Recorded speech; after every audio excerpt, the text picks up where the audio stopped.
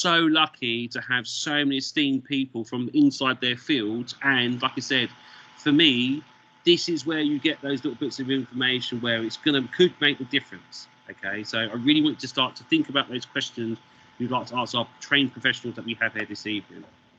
So the speakers, and I'm going to ask now, I'm going to stop my presentation, and I'm going to ask now for our first speaker. And our first speaker tonight I'm going to ask to come and speak to us is Sir Geoff Palmer. So Geoff, if you'd like to come, please, and give a little bit about who you are and what part of STEM that you focused on in your career and what you did in that area, please. Thank you. Thank you very much. Well, my name is, and my title is Professor Sir Geoff Palmer. And I arrived in Britain in 1955 to join my mother, who was already here as a migrant. And I came in 1955 to join her. I arrived on what was called a banana boat. And I met my mother at Paddington. And I did not have a lot of formal education. In fact, when I came, I was 14 years and 11 months. So the reason why I'm speaking to you today is because of that 1 month. Because my mother wanted me to go to work, but the authorities told her that I was not 15, and you couldn't leave school in 1955 until you were 15. So I went to a school, and they didn't, my mother took me to a school, and they didn't want me. They said I was educationally subnormal. It meant that I didn't have the capacity to work in that school. So I went to another school, and that school took me, and that was a secondary modern school. And I did my best there in 1955. However, I was very good at cricket, and the local grammar school saw that I was very good at cricket, and they transferred me to the grammar school. And this is in Islington. And I stayed at the grammar school from 1955 until 1958. And I didn't pass very many exams because, as I told you, I wasn't qualified or trained in exam syllabuses. So I went to work in London in 1958 as a junior laboratory technician. And the professor thought I had some abilities, and he gave me a half day off. And by 1961, I had 4 A levels and 6 O levels. But I couldn't get into any university. And the professor helped me to get into Leicester University in 1961. And by 1964, I got an honors degree in botany. So I was doing science. I did chemistry and biology, but I specialized in botany. So I had an honors degree in botany by 1964. Went back to London, couldn't get a job. I was given a job peeling potatoes. I did it. I applied for a master's position in 1964. I was told to go back to where I come from and grow bananas. But I did say it was difficult to grow bananas in Haringey. And that was me saying, with my sense of belonging, that we are not leaving this country. This is what we call the mother country. And I'm here to stay. I didn't get the position to do a master's, but I applied for a position in Edinburgh to do a PhD, and I got that. So I did a PhD in Edinburgh from 1964 and I did a postdoctoral fellowship. So I left Edinburgh in 1968. And I went and worked at the Research Institute in Surrey from 1968 to 1977, from 68 to 77. And while I was at the Research Institute, I was the first person in the world to use the scanning electron microscope to study cereals. I also invented a process called barley abrasion. So if you look on your phone, you can just dial up barley abrasion. And that process changed the way malt was made for making beer and whiskey, and also for making malt, for malt bread and other foods. So when I left in 1977 from the Research Institute, I went back to the Heriot-Watt University, where I did my PhD in Edinburgh. I went back as a lecturer. I retired in 2005. So from 1977 to 2005, I taught students. And some of my students are now very wealthy. If you know anything about beer, you may have heard of BrewDog as a beer product. Now, one of the owners was my student. I taught him. And there are many brewers all over the world who I've taught. But one of the most significant things I did while I was at the university, in addition to teaching, I had a lot of PhD students from all over the world, from Brazil, China, Africa, India, United States, etc., plus also from the UK. But Guinness, the company, had a problem in Nigeria where they have 4 breweries, and Guinness owns a significant amount of the Scotch whisky industry. And I went to Nigeria for Guinness, and we sorted out the problem. And we decided we're going to use the African grain called sorghum.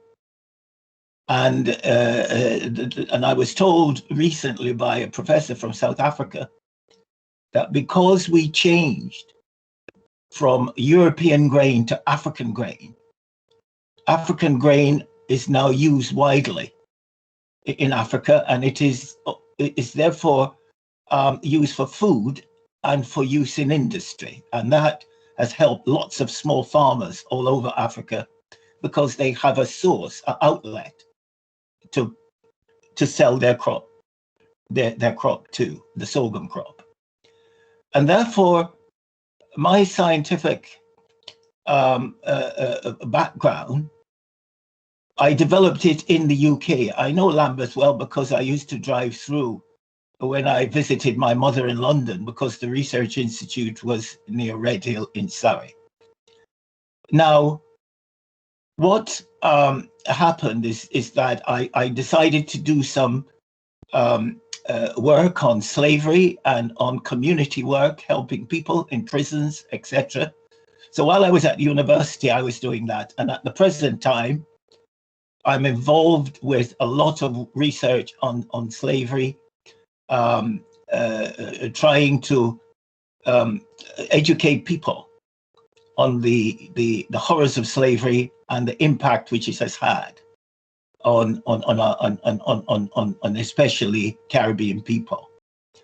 I'm doing work with Edinburgh Council. I'm doing work with the Scottish Government and with Edinburgh University. Plus, I give lectures, and all this I do in my own time because I retired in 2005.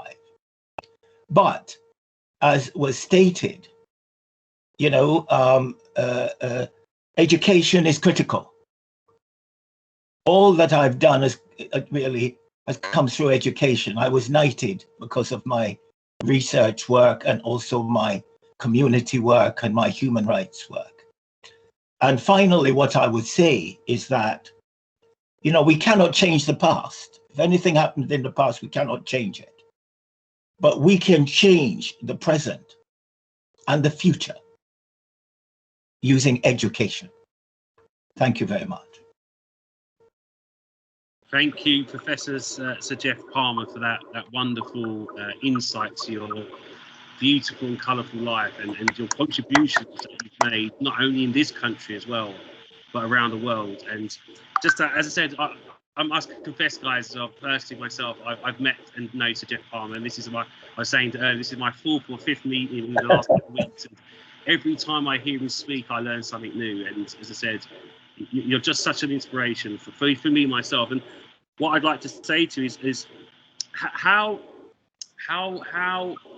did that spark start for you to go into and to focus on something so menial that someone think as a grain, as a crop? Why was that something that sparked your interest? Well, when I was deciding what I wanted to study at university, I lived with my mom, in our one room in Islington, and she couldn't, sort of advise me, and because she had no education herself. She left school at 11 in Jamaica, and it was tough. And therefore, I had to go to the library and read stuff up myself, thinking, what do I want to do? And I decided I wanted to do botany because I wasn't good at maths. So one of the things in education is to figure out what you're good at, and then you pursue that. And I pursued my botany, and therefore cereals are botany. Yeah. And the thing about cereals, the world would not exist with us, with human beings, as we do without cereals. Cereals are wheat and barley and rye and other kinds of grains. The Romans, and the Greeks ran the world because they had grain, because they could plant it and move around the world. So I decided that's what I'm going to do.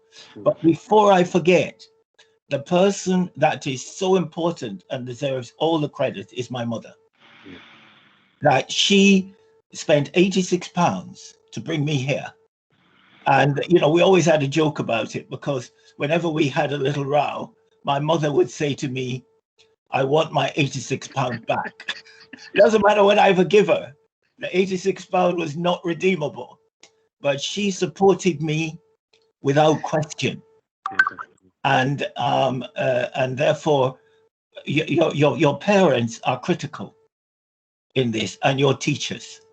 So use your teachers, ask them questions, and because when you've achieved all this, your parents and your teachers will be tremendously proud of you, and the community will be proud of you.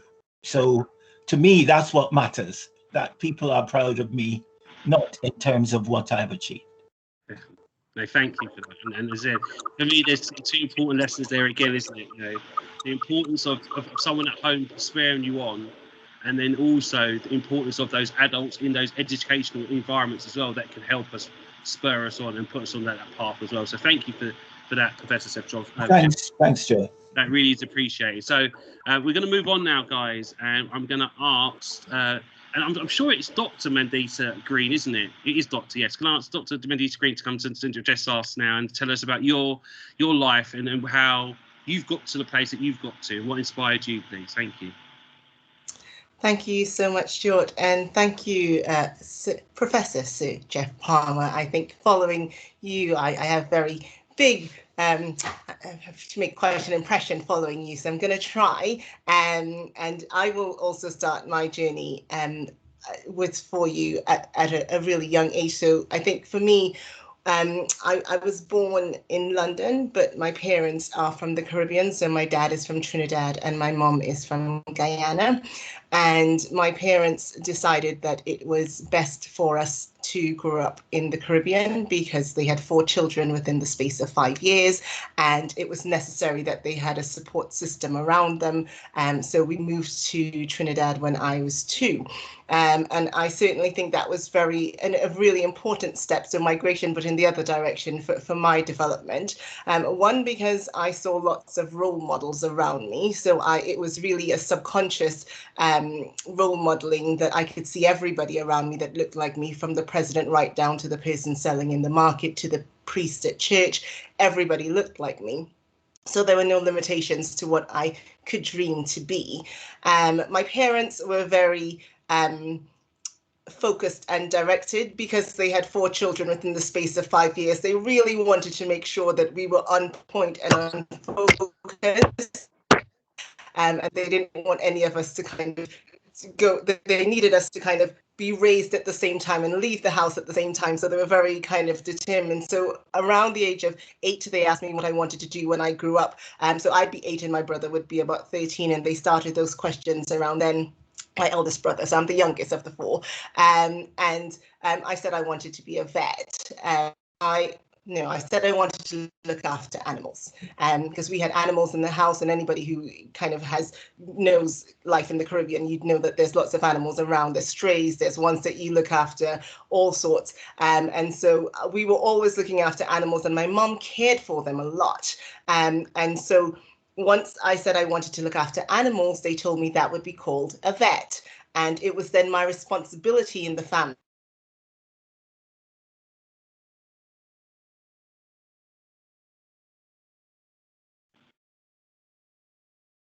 Is it just me, or have we lost her? We lost her. It's drop out after recolouring. Okay, cool. I was just getting into that. I was, I was really enjoying that. And it went to nowhere. Can you hear me? Oh no, come back! You've got back. You're back. You're back. You're back. I can hear you.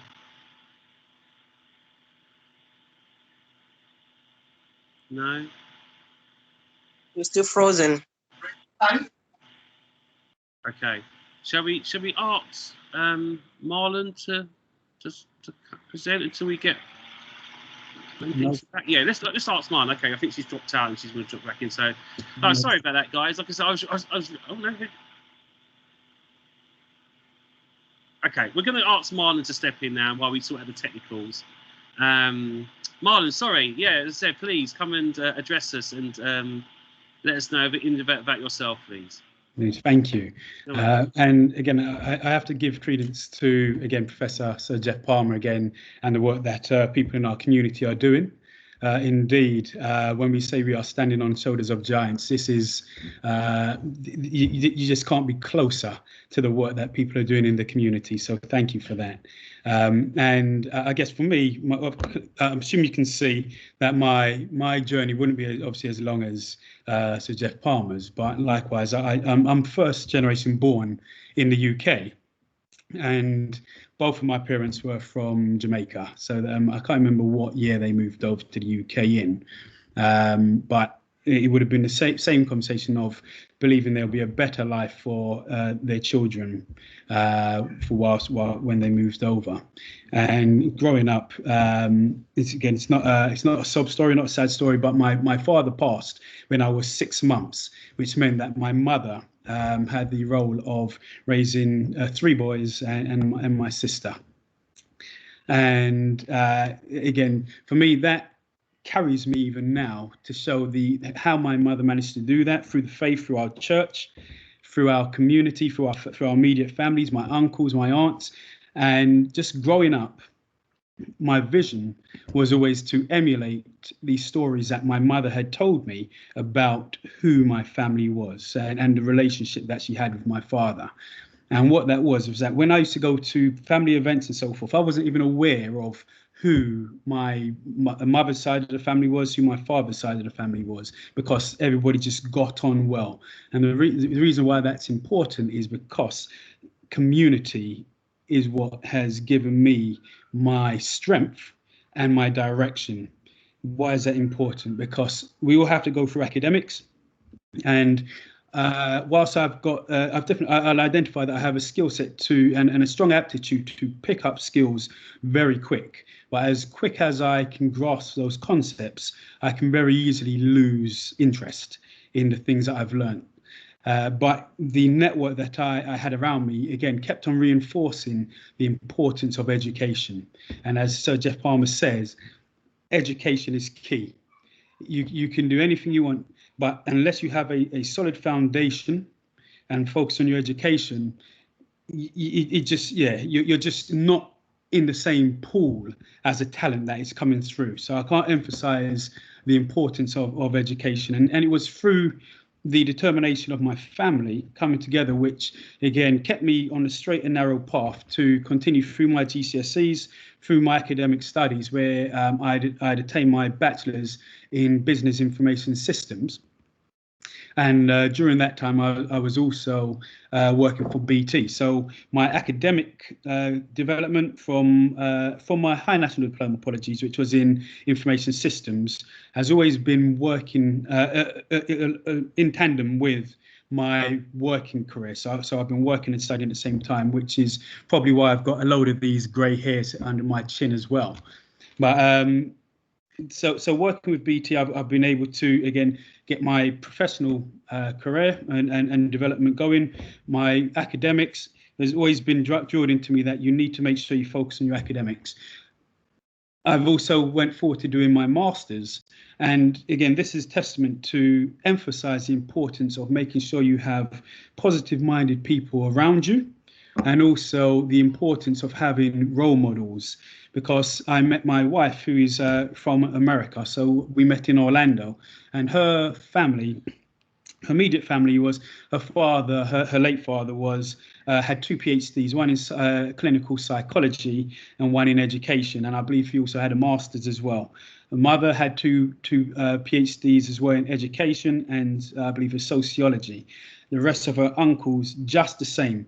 And seeing how they valued education motivated me to go on to further education to do my master's in telecommunication engineering, where I've been able to acquire positions within BT, where I've been leading on service desk, so our global part of the business, leading on the end-to-end delivery and support of our customer services and products, all the way through to leading teams that are responsible for our content, so our broadcast media network. So in the simplest terms, when you turn your TV on and you see live broadcasts coming through through UK channels, 95% of that content goes through BT's infrastructure, and my team were responsible for installing that infrastructure. So individuals like you, our consumers, will be able to consume those services.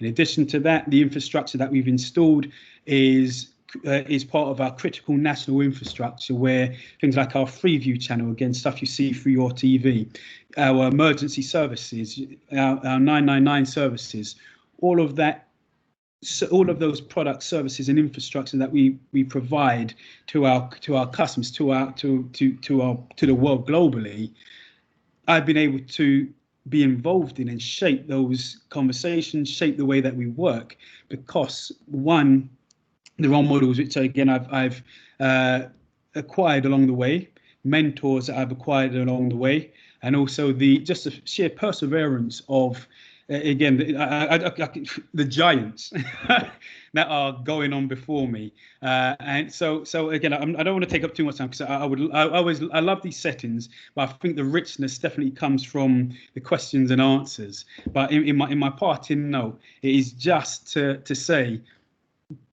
don't take time for granted. We've got an awesome opportunity here. Don't take time for granted. There's another one thing I will add, so apologies, is failure. There will always come a point of time within our lives where, for whatever reason, we will take an exam and we may not get the result we want to see. We will run a race, we may not get the result that we want to see. It's important, again, that network around you to help you build resilience. Because what that does is that it helps you reframe your mind to understand it's not the failure that defines you as a person, but how you overcome that.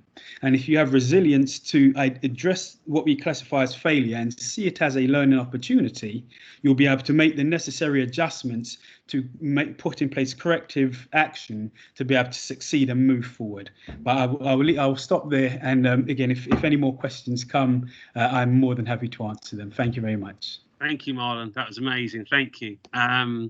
Wow, such a, and you say yourself about the grey hairs. I must confess I have a few myself, and I tell to people all the time that that's wisdom, that's growth, that's development. That is to show that you've been working hard, my friend. So keep up the good work. Before you go, though, I do want to ask, and just for you to maybe express a bit more about this user side of the fence, preferred to the people who are providing content, because I've got a 10-year-old myself. I'm sure there's other people in the crowd as well that have got children who are using computer games, watching YouTube channels, interacting with these platforms, but don't understand there's another side of the fence where you can be the person that's, like you said, dictating the content, shaping and framing what that looks like, how that's delivered. Can you just give me a bit more insight about why that's important for us to understand the two sides of the fence as well, please, if you can, sort of. Awesome. No, that's perfect. So the encouragement that I'll give the younger generation is, when I went and studied my master's in telecoms engineering, we were talking things about radio networks, your copper lines, your PSTN.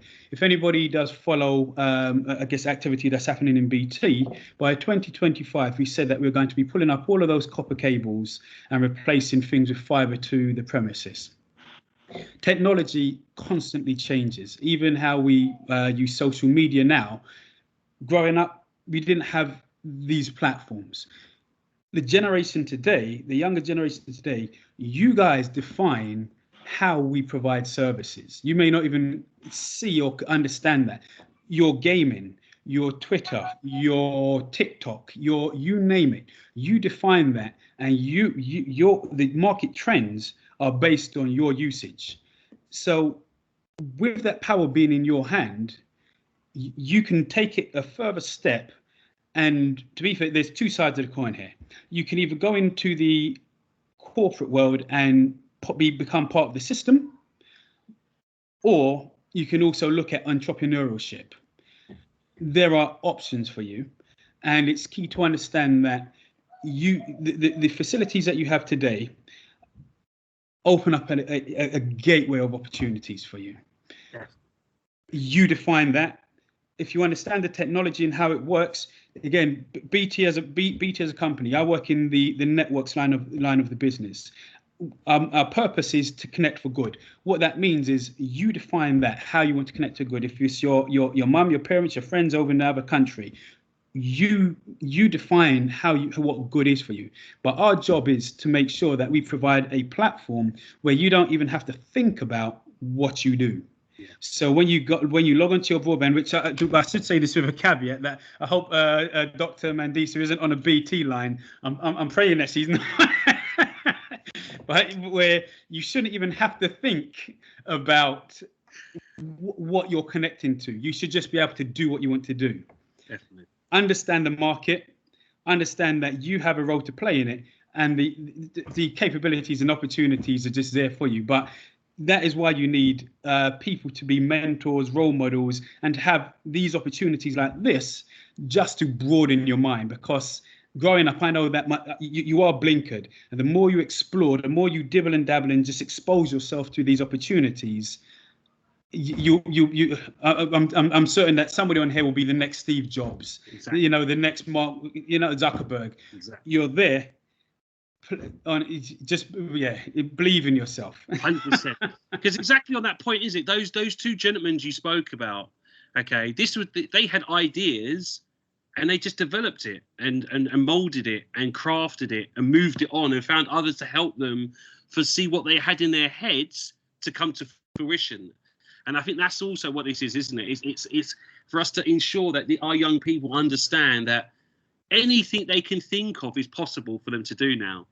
That's the beauty of the age that we live in. And they've just got to know and understand that and grasp that with both hands and run with it, in my personal opinion. So that's beautiful. So is Dr. Mandisa back? Is she back? Is she? I am back. Can you hear me? And please tell me it wasn't a BT line. It's not BT's, it's Sky. It's not a BT line.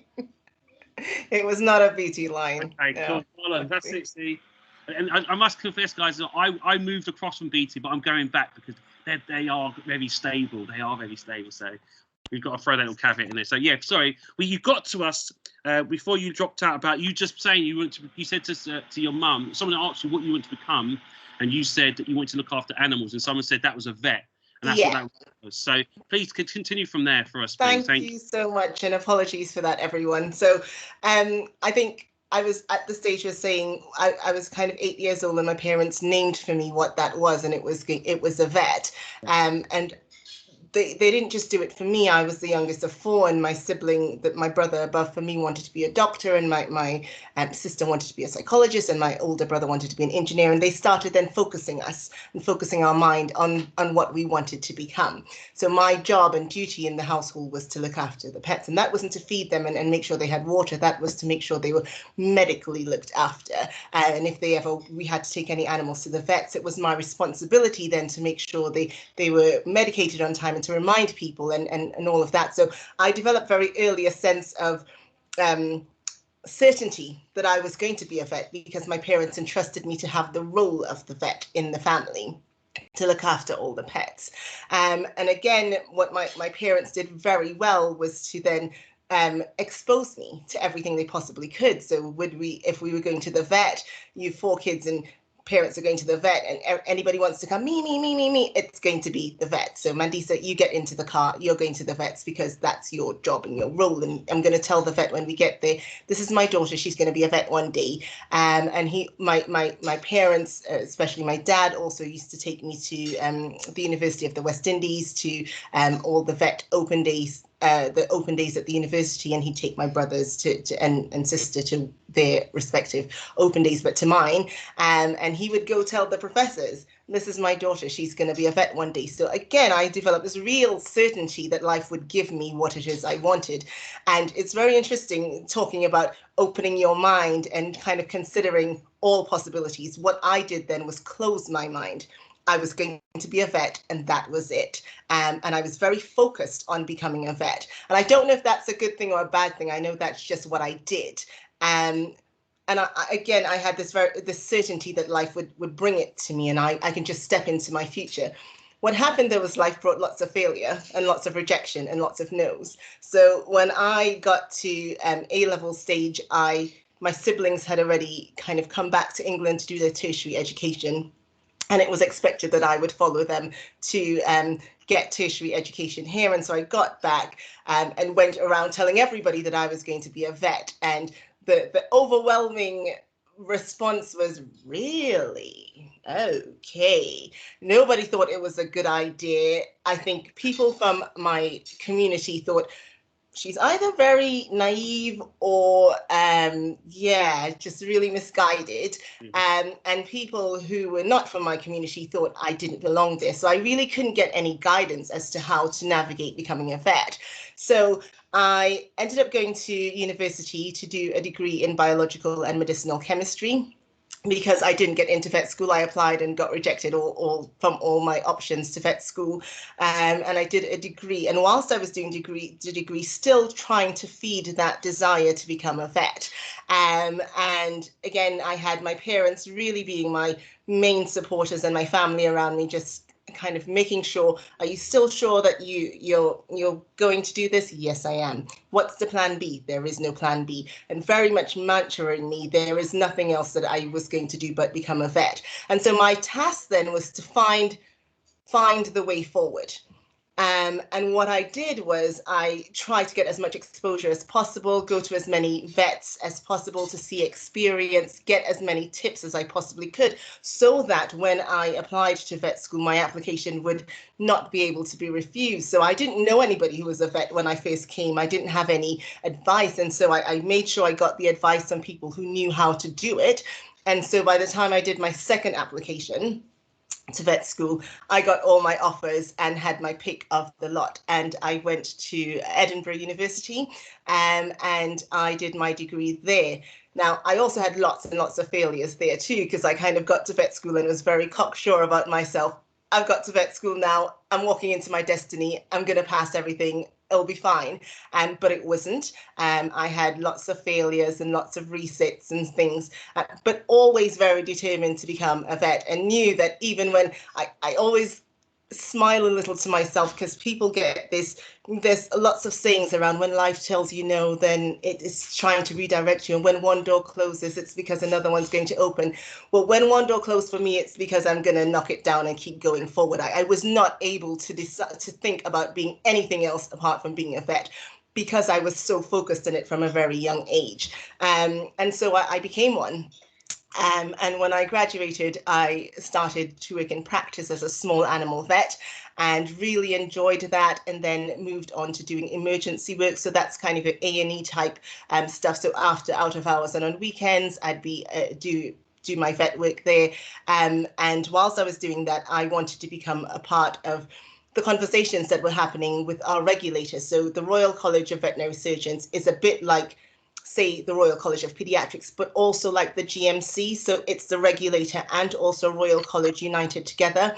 And I wanted to become a part of the conversations there. So I ran for an election. You have to run for an election. Again, just thought I'll just go for it, see what happens. So I went for the election. There were 19 people to be elected, and 19 people went up for the election as well. And I was one of those who was elected. And really enjoyed the work that was being done there, and really enjoyed being part of the conversations, and felt that they were very relevant to my working life. So I carried on doing it, and I ran for a second election, and ran for an election to become the junior vice president, and now the president. And so with a big focus and interest on diversity as part of one of the things I want to improve in our profession, and really just getting that message out there that if you see it, you can be it. If you want to be it, don't let anybody tell you you cannot be it. Because if you really believe in yourself and you have the support, I think support of my parents was key in helping me become who I am. Because at every stage when somebody else said no, I could just get on the phone to my parents, or get on the train and come down to my mum, who was in the West Midlands at the time, and just say, I'm not sure, this is feeling really hard, and then just keep going, just keep going. We're behind you, we're holding you up, and just keep going. Whatever you need, we'll give it to you. And they were also really invested in my success. And so just really proud that I had the parents who did that for me, because I think that was the big key to my success as well. So I think that's me. I don't want to go on too long. I think, like's been said before, a lot of the really valuable points come out in questions. So really happy to answer any questions anyone has. No, thank you. And just for me to go on from there, I think from everyone speaking, for me, I write lots of stuff down. I'm a big writer and a note taker. And for me, I've had to go back over, because there's three key things here for me. First thing is empowerment. How that empowerment from someone else believing in you and the possibility of you doing whatever you set out to be is key in everyone's story, and even in my own personal story about empowerment. And then the fail and rejection part as well. I see failure as that the first attempt at learning or the first trying to do something, and the experience of that. And cool, we don't always get it right first time. As adults, we are quick to say, oh, put it down to experience as an adult.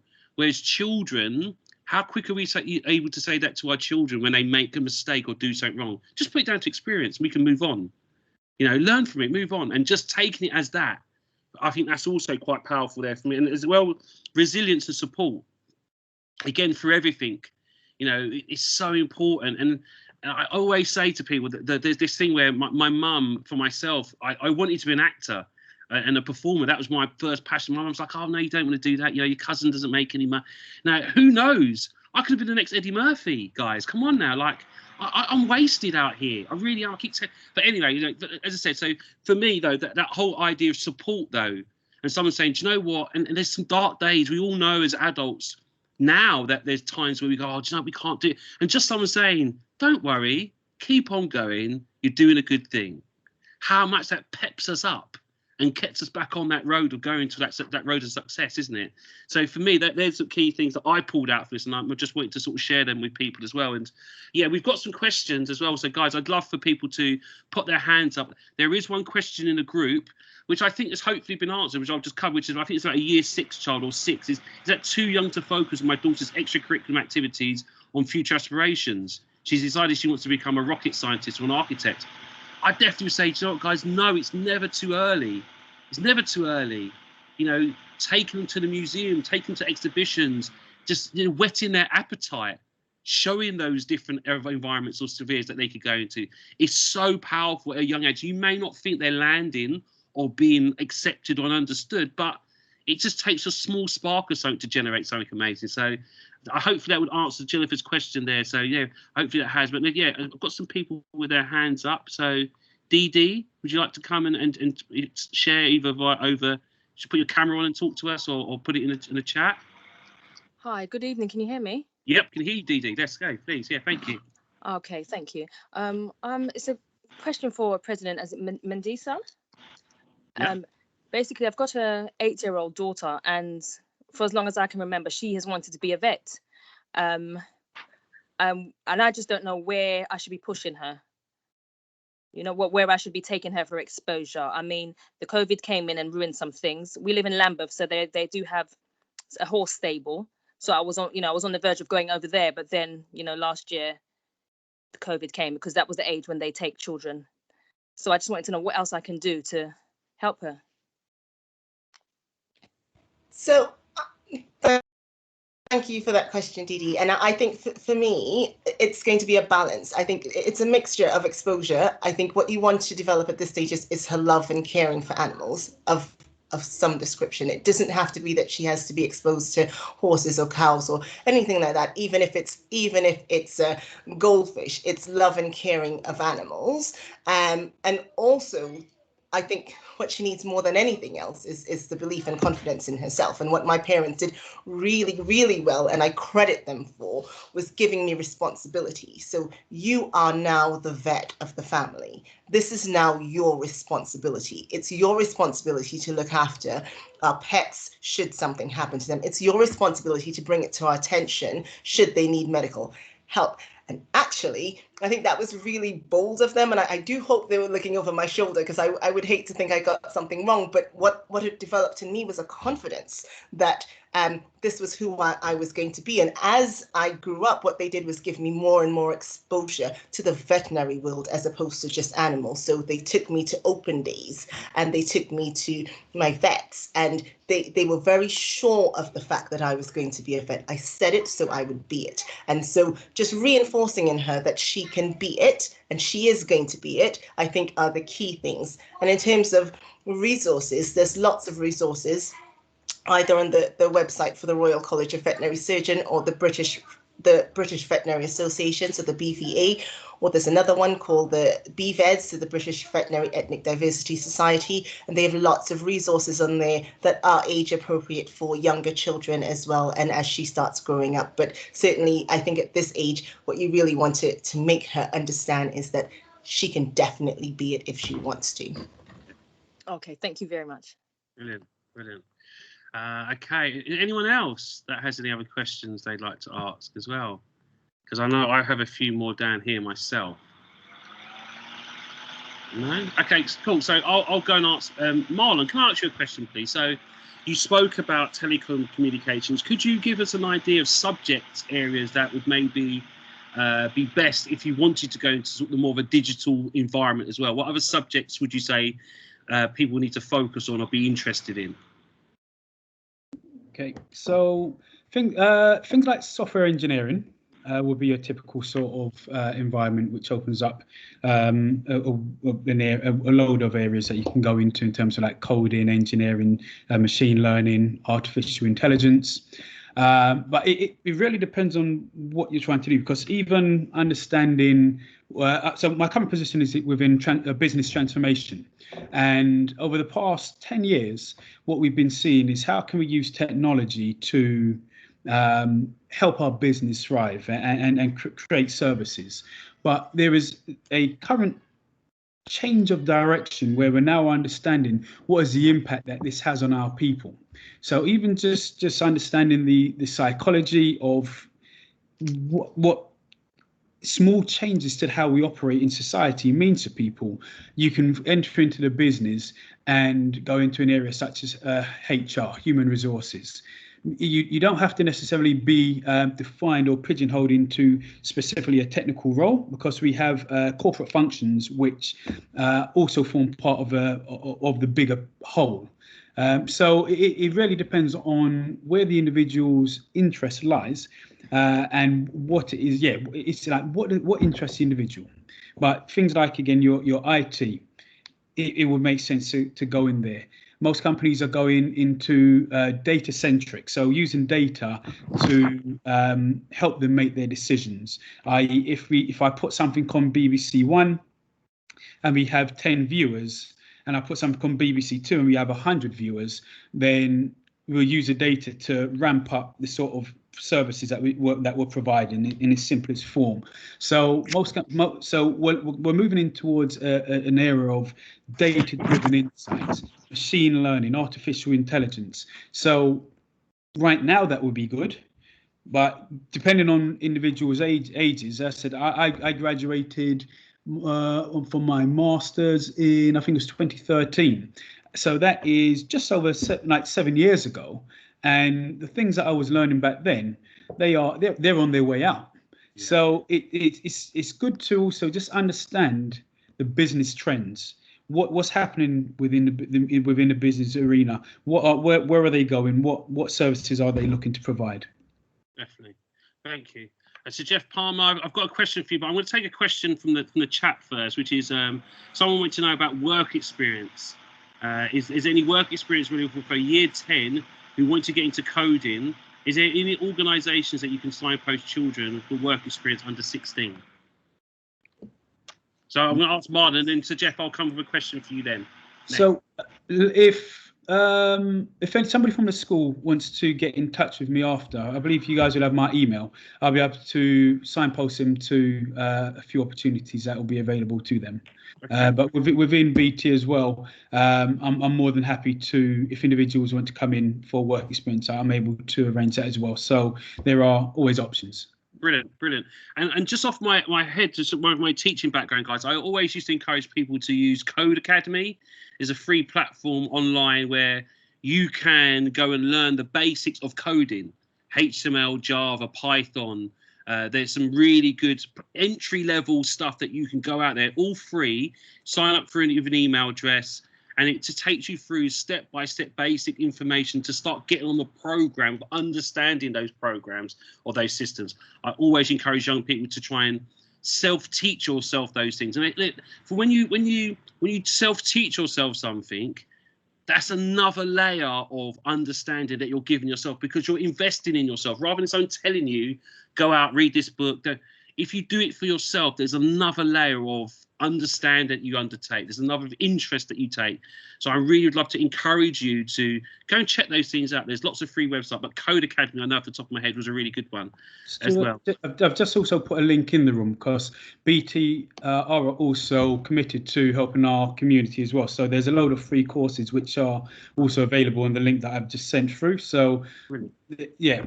This emphasises again the importance of networking, because somebody will be able to point you in the right direction. But that's another good start that you guys can use as well. No, thank you, Marlon. Thank you. And again, that's what it is. That's why we've had these meetings for everyone to understand, because the more we are here together sharing these little gems, the more that we're doing things for each other. And then you guys all can pass this information on to other people that will then spread the word. And that's what it is, isn't it? We're trying to create like a little snowball here that then one day turn around and we look at it and we go, wow, look at the boulder that we've created. Because it all starts from somewhere. So that's great. Thank you. So to Geoff, before we move on, I'd love to ask yourself, where is Grain going next? Can you please let us know the importance? Because you spoke about it before, about how the Romans and the Greeks.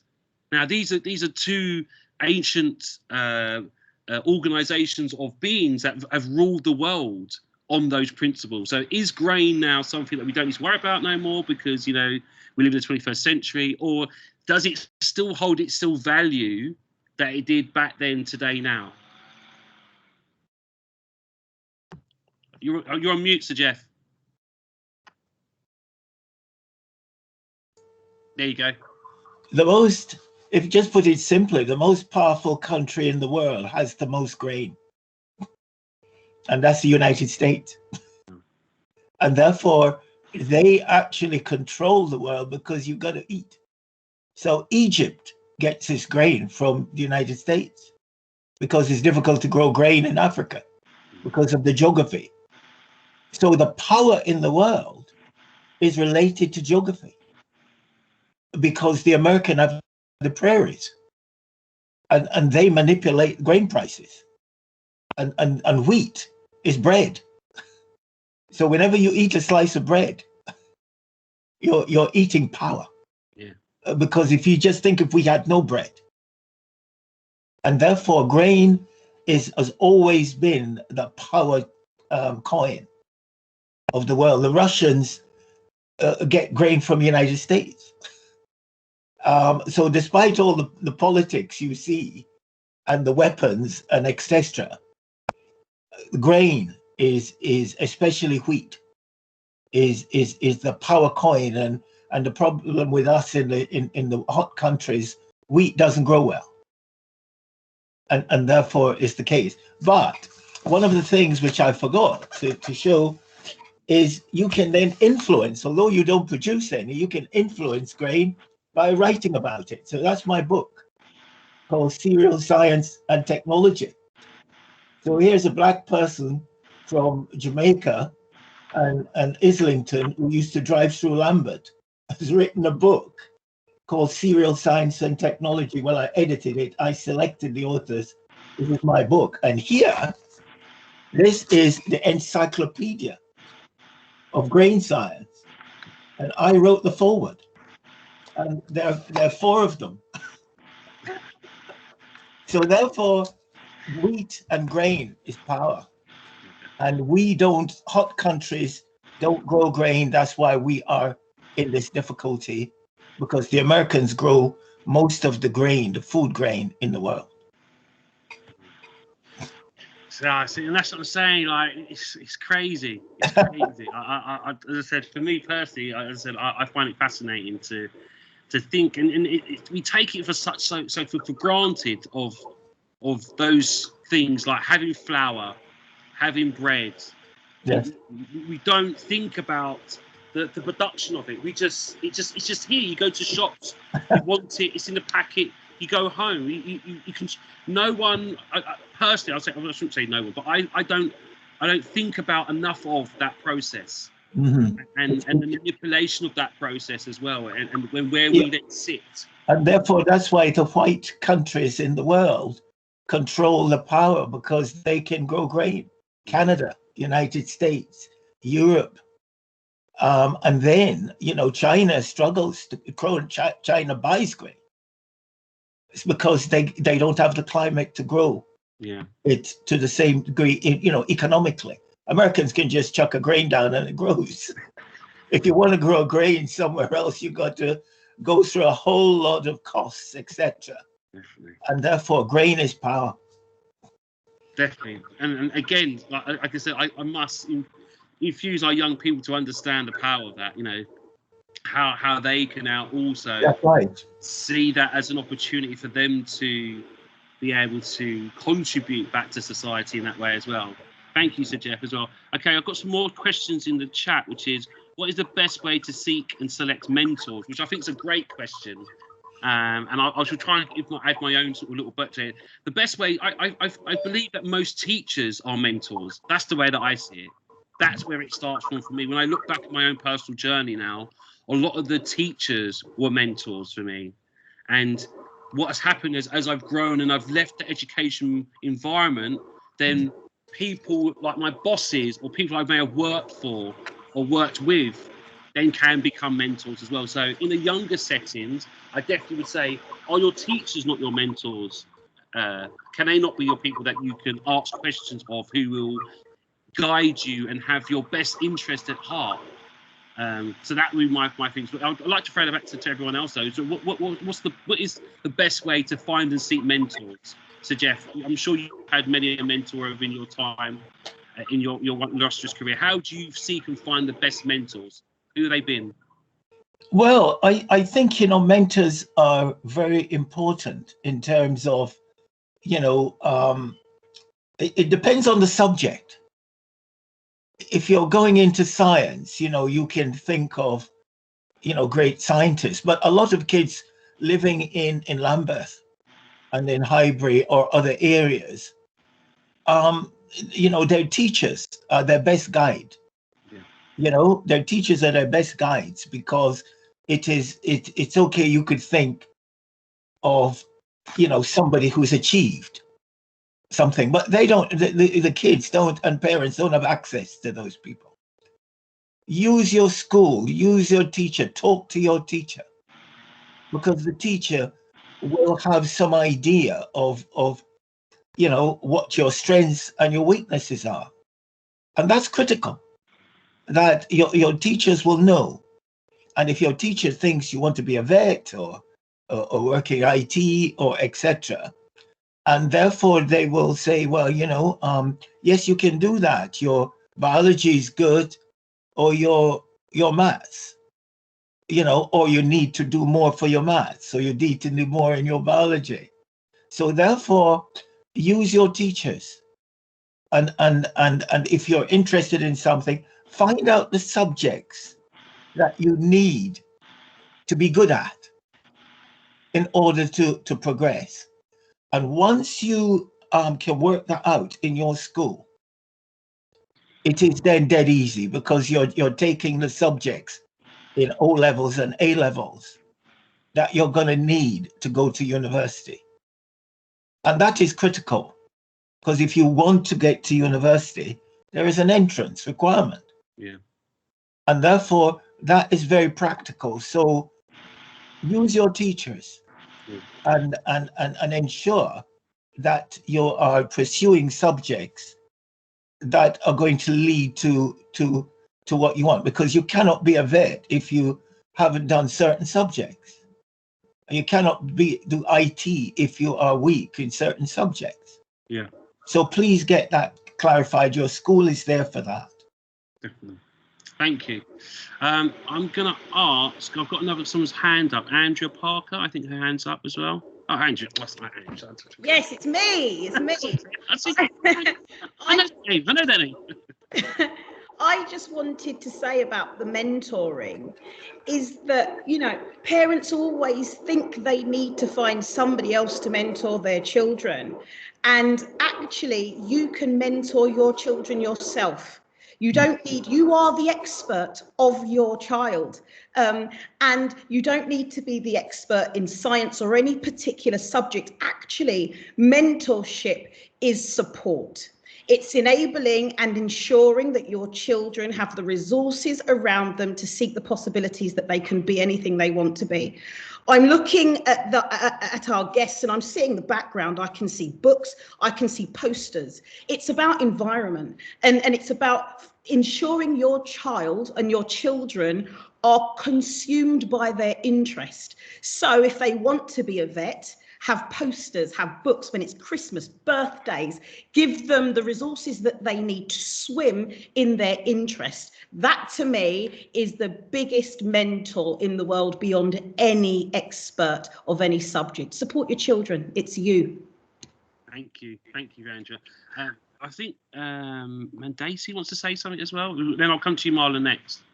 Thank you. I feel like I not necessarily need to speak after Andrea, because that was really very much my point. And like, I mean, I take the point that your teachers are there to support you. In my experience, in primary school, my teachers were supportive because they needed to get me to secondary school. But when I got to secondary school, then it was time to choose those science subjects to become a vet. I didn't really have teachers that necessarily believed in me, because I on the surface appeared not very strong in sciences. And so my teachers were very hesitant, and being in the science stream was very competitive. So they were very hesitant to put me in the science stream. And it was my parents that went into the school and advocated for me, and just give her a chance, just give her a chance, she can do it. And really those people believing in me. So really I support Andrea's point in terms of the parents really being the mentors, the support that will get you where you need to go, as well as if you're lucky enough to have teachers that believe in you. But if you don't have teachers that believe in you, it's really down to parents. Lovely. That's an important point. Thank you. Marlon? Yep, exactly echoing the same thing. And you know what? It's probably a bit unorthodox, but I'll share with you. So I've got a 5-year-old, 3-year-old, and a 1-year-old. And this isn't because of COVID, but on my wall, you've got stuff that will reinforce it. So that's around Black history. Behind me, you'll probably see an abacus. You'll see things also related around STEM. You've got a marble maze run, which I do with my kids. You've got crayons. You've got the phonics word wall. You've got activities there. I've got a bookshelf over there, books which are down on their level so they can all pick up and read.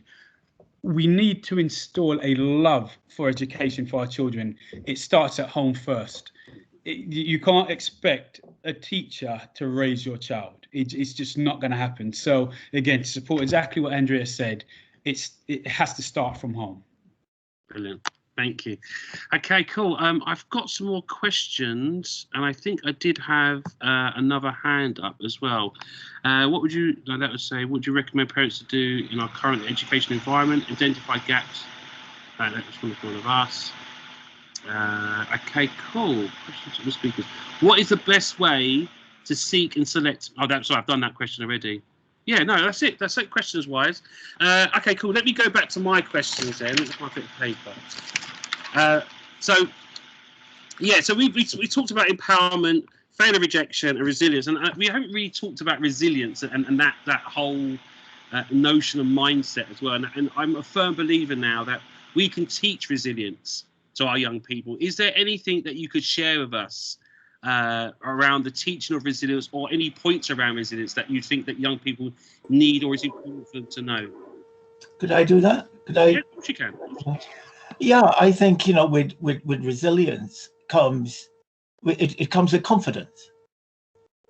And the point is that, whilst, say my mother didn't have the capacity and understanding, she was at work. A lot of parents don't have to work, or they've got facilities to provide facilities. A lot of Black parents, poor ones, depend on the system. And what I want is the system should have the capacity to realize the children they're caring for, and in fact work with the parent. If in fact, some parents do have the capacity to do that. A lot of parents working, as we see with COVID, they don't have the time, they don't have the education, they don't have the knowledge. So yes, parents are very important. My mom was there, but not in terms of working out my education. And what I would like our schools to recognize that, and therefore take the responsibility to help children who may not have that support. Middle-class parents, fine, but a lot of working class, poor Black parents need the system. That's what they pay their tax for. Teachers not just there to teach. It's to give the kids resilience. And this idea is that if the kids want to go to school, that's one of the first things, rather than the kid don't want to go to school because it's being excluded. I saw some horrible figures about Black people's children who are excluded in such large numbers. Loads of them are unemployed. The system who we pay our tax to must help to look after our children. That's what they're paid for. And therefore, if the kids have confidence, they have resilience. Thank you, Sir Geoff, for that. That's a key point, isn't it? The whole confidence thing. I think that's so important. So important. Marlon, would you like to offer anything else? Again, so my stance was reframing how we look at failure. And I'll use our awesome Lewis Hamilton, for example. When he loses a race, he doesn't crawl into a hole and never come back out again. What he does after the race, he sits down with his team and he looks at the small incremental changes as where he can make improvements. He makes those adjustments, and what do you see after he does that? He's back on a winning streak. Failure, as I said, is something that we all come across. And we need to prepare ourselves for that and understand how to deal with that, because you will have A-grade students. There are studies where they've done that. You have A-grade students knocking the ball out of the park all the time.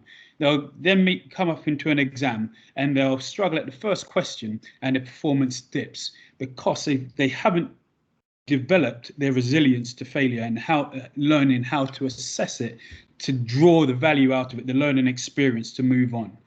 Again, parents, we have a role to play in that. Also, our community has a role to play in that. I will do the plug. So Reach Society, I'm going to put the link in there as well. Their motto is we build connections. We have networking conversations every month to be able to support our people. We need to use the facilities and the services that are available to us. We need to make sure we jump on board the shoulders of our giants because they are doing the work. We are here, we're pushing to try and engage in the community, but there comes a point in time where we ourselves, the individual, needs to take responsibility for their own action. You need to act. I'll leave that because I know time is fast, man. No, do you know what as well? I just put a message to someone. We're supposed to finish at 1:45, but for me, the richness in the conversation is something that we don't want to lose. And I just feel like while we're here at this time, while we've got this time together, it's fine. I just I'm quite happy to continue just to make sure we cover everything so the value isn't lost. So I know that we've gone a little bit over time, and I really do appreciate everyone sticking with. Dr. Mandisa, would you like to add anything to resilience for us, please, before we go?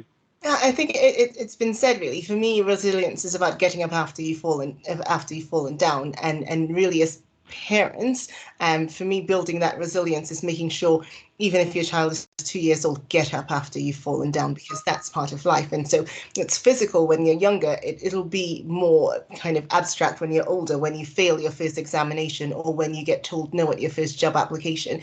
It's about remembering that as a parent, you're there for the whole journey, and irregardless of means, you should always be there to tell your child to get up when they've fallen down, because falling down is part of life, and everybody does it. So, no, thank you for that. Like I said, for me, this has been amazing. I've learned, and then I always say to people, every day can be a learning day. You just got to be accepting and open to that.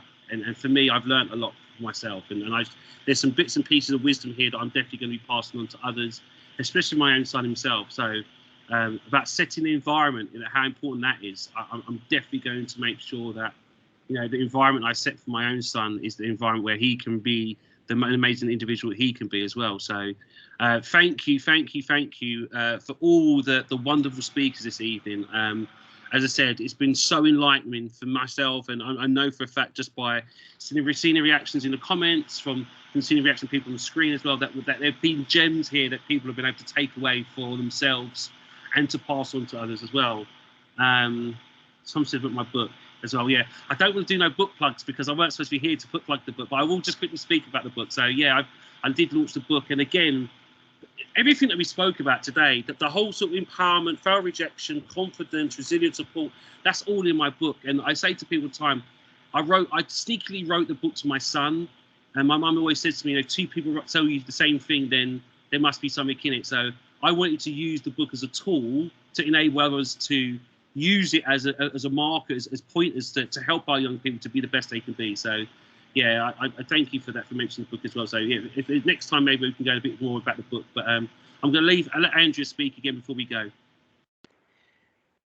Hello, everyone. I just wanted to say, on behalf of Lambeth and our Raising the Game initiative, improving the outcomes of Black Caribbean children, a huge thank you to such an exceptional panel. You've been part of the conversation. It's been brilliant to have so many parents here being part of the conversation. This has been our second Roadshow event for parents. We want more, we want to network, we want more people being a part of it. And the themes are different on every single Roadshow.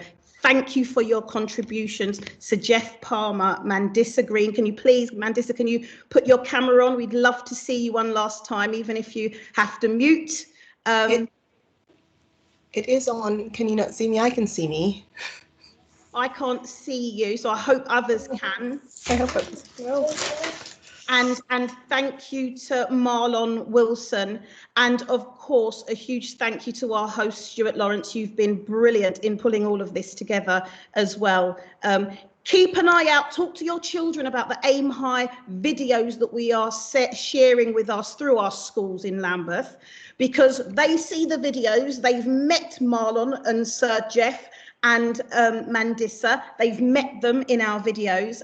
So keep asking them, who have they met this week? And get involved in our next roadshow. Thank you to everybody. Thank you. Thank you very much. Thank you. As I said, it's been wonderful. And as I said, I'm looking forward to the next one. And as I said, these are recorded as well.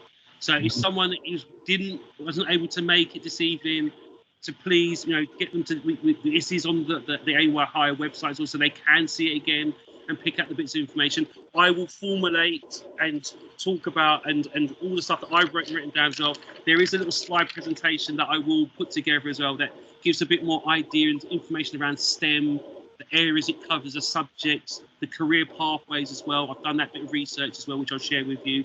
And as I said, I will also, some of the things I wrote down, the notes, I will put those in on a slide as well, just because I think it's just good for people that aren't here or do want to share, have those bits and pieces of information as well. So I will do that for you all as well. So thank you as well, guys. As I said, let's make the next one as bigger as possible as well by telling other people about it. As I said, if we can all come together and share, this is what's going to make it even better, isn't it? Become share, ask those questions as well, because it's not just about us talking to you, but it's about asking those questions, getting those other bits of information, getting the dialogue going as well. So thank you everyone for your time. I really appreciate it. And for our panelists as well, thank you for your time and your dedication. Keep up the good work in your fields that you do as well. You're amazing, and it's such an inspiration to see you this evening. So thank you very much. Thank you. We plug the next session, 7th of July. For anybody, we'll send out another flyer for everybody to be through schools to be distributed to our parents' networks. So a date for the diary, 7th of July, 6 o'clock, focus on creative. 7th of July in your diary. I'll see you on there. Have a lovely evening, guys. Thank you very much. Bye-bye. Thank you. Bye-bye. Bye.